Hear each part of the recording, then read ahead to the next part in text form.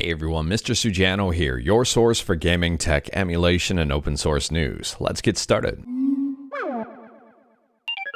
Alright, we'll kick things off talking about Nintendo Switch emulation with Ryujinx, and Ryujinx has just implemented a feature you may be interested in. So at the time of filming, Ryujinx version 1.1.1350 is the latest update, and they've added support for multi-game XCIs. They say it implements loader support for XCI packages that contain multiple title entries. Here's an example of a game with multiple title entries, Super Mario 3D All-Stars. Now I've got no idea if this one works well within Ryujinx. I have not tested it out.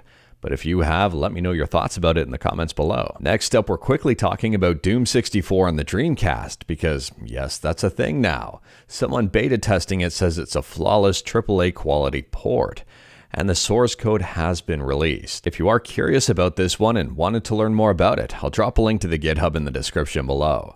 From my understanding, they're still working to implement even more features for this. Next up, this one's a quick one. We're talking about VidCon, and if you are interested in VidCon Baltimore 2024, you might not like this news. It has been canceled.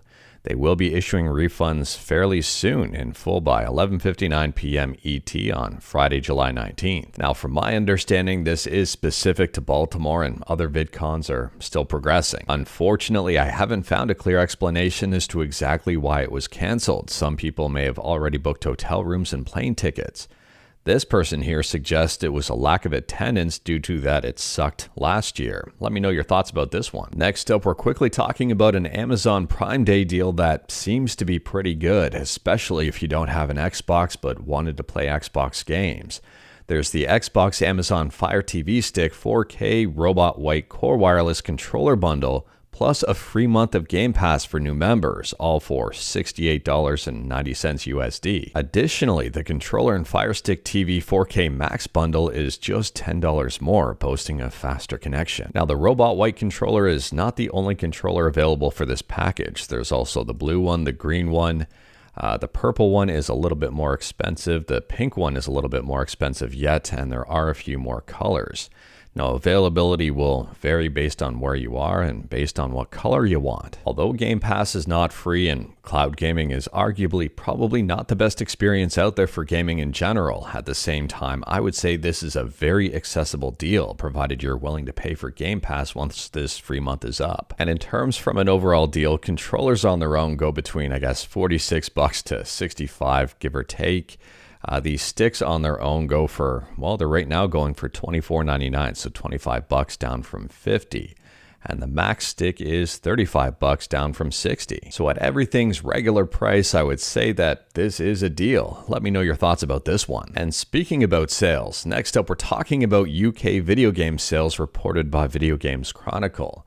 Apparently they've dropped nearly 30% in the first half of 2024 in the UK. They say here game sales were still greater than music and video sales combined. I'll drop a link to the article in the description below, and I do recommend checking it out. Apparently physical game sales were down 40% year over year, and digital downloads dropped 23% year over year, which is a pretty big drop. Now, I don't know about you, but I am wondering if this kind of explains why companies like Nintendo have gone after emulation. I mean, video game sales dropping is quite a cut into profits. However, in my opinion, I don't necessarily think emulation is the reason for video game sales dropping. I think it could be because of COVID and that kind of going into our past now and things returning to normal. And speaking about Nintendo, next up, we're quickly talking about a rumor that is kind of getting out of hand, but kind of makes sense as to why. Apparently here, there's a huge rumor that GTA may be heading to the Switch. And that's all because Rockstar Games has updated the platform list for games included with GTA Plus to include the Nintendo Switch. However, that doesn't necessarily mean that GTA 5 is headed to the Switch. It could just mean that these games here may be playable on the Switch with a GTA Plus subscription. And that is LA Noire, Red Dead Redemption, Grand Theft Auto The Trilogy, the Definitive Edition, Grand Theft Auto Liberty City Stories, and Grand Theft Auto Chinatown Wars. or it may not be these games at all. I don't really know yet. This is just a rumor. Let me know your thoughts about this one in the comments below. In fairness, these 3 games are already on the Switch, so I really don't think this is much of a rumor at all, but at the same time here, who knows? Maybe GTA 5 somehow in some way, shape, or form makes its way to the Switch, but I doubt it. Moving on, and we're talking about gaming on iOS, and this is not very confidence-inspiring news for Resident Evil or Capcom. Apparently, under 2,000 people have paid to play Resident Evil 7 on iOS. So Resident Evil 7 was released back in 2017, but on mobile or on the App Store, it was released in the beginning of July here. And they say that Capcom has earned an estimated $28,140 on this. That doesn't include Apple's 30% platform cut. Now, to be honest with you, I'm surprised, but not surprised at the same time. I mean, if we head to the App Store and take a look at Resident Evil 7 Biohazard on it, there is one very big thing to consider here. And it says this application is approximately 31 gigabytes. Important to note, the installation process requires that you have at least twice the size of the application and free storage space available. So that is 62 gigabytes. That sheer amount of storage space may be intimidating to some people, but I don't know. If you've played this, if you purchased it, let me know in the comments below and let me know your speculations as to why it's not selling so much. Moving on, and we're talking about Enlisted, which has returned to Steam as of July 16th and is free. This game was previously known as Enlisted Reinforced, and from my understanding here, although it is free, there are a ton of paid elements in it. Reviews for this one on Steam are mostly positive. Some people are saying it's still pay to win. Some people are saying they played it before it wasn't good, but now it is.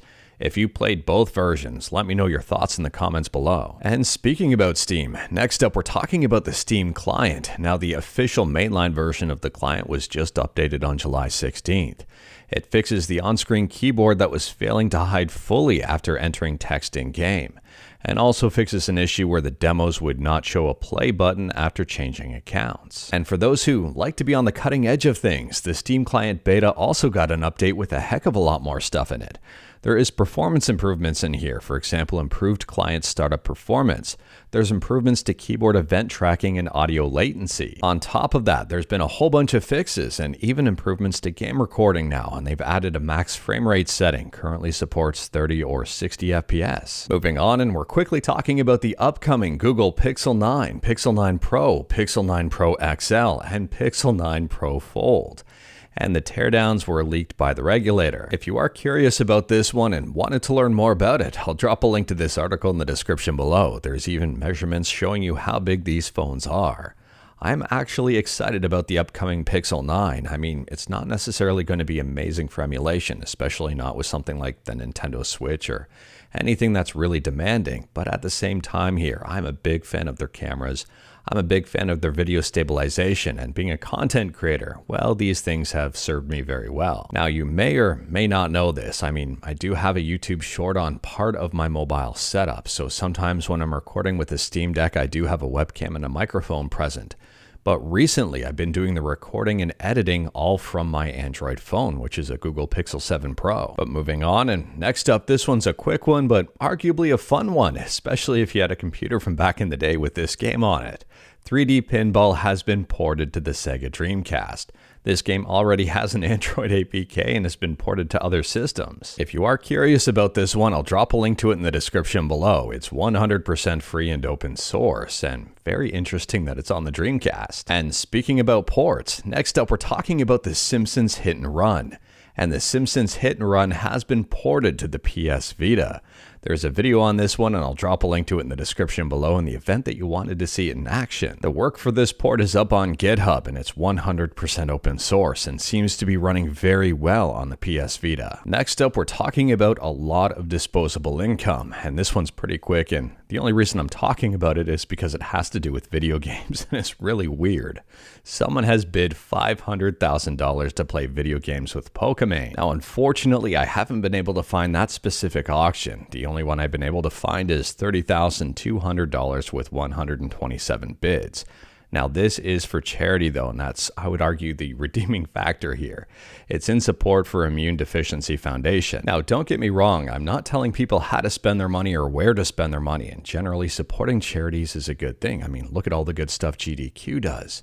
I'm wondering, is this going to be the new way to raise funds for charity? And if it is, let me know how much you would pay to game with me in the comments below if it was going to charity. I'm guessing probably $5 or even less. Next up, there's a brand new game in development for the Sega Genesis or Mega Drive, and it's a love letter to games like Top Gear and Outrun.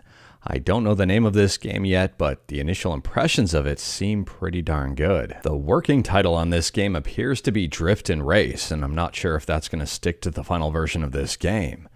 But this one does look good. I like these style of games, and yes, it does remind me of stuff like Outrun and Top Gear, more or less Top Gear. Moving on, and we're talking about PlayStation 4 emulation with, no surprise, Shad PS4 again.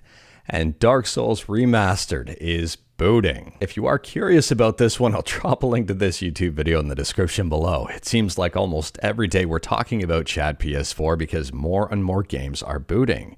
And more big games are booting. And again, just on a side note here, booting does not mean playable, but booting means massive progress, at least in my opinion. Moving on, and we're quickly talking about Game Boy Advance emulation on Android with Pizza Boy A Basic, formerly known as Pizza Boy GBA Basic. Now, Pizza Boy A Basic is very popular with over 1 million downloads. It's currently on version 1.12.5, and since version 1.12, it's got a new name, a new look for buttons, gyro support, light sensor support, local multiplayer, a new icon, improved audio latency, multi-boot ROM support, and an update of all libraries. Moving on, and we're talking about Xbox 360 emulation on PC with Xenia, or subscribe to Mr. Sujano, depending on how you want to pronounce that.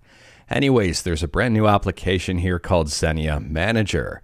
And this one aims to make the whole process a heck of a lot easier. So they say here, Xenia Manager is a tool that tries to make using Xenia Emulator easier. This tool tries to make playing games with Xenia Emulator easier and installing specific game patches easier and more intuitive, alongside having an intuitive way of changing Xenia settings. And based on the screenshots here, I would say this manager is doing exactly that. I mean, look at these options. Install Xenia Stable, install Xenia Canary.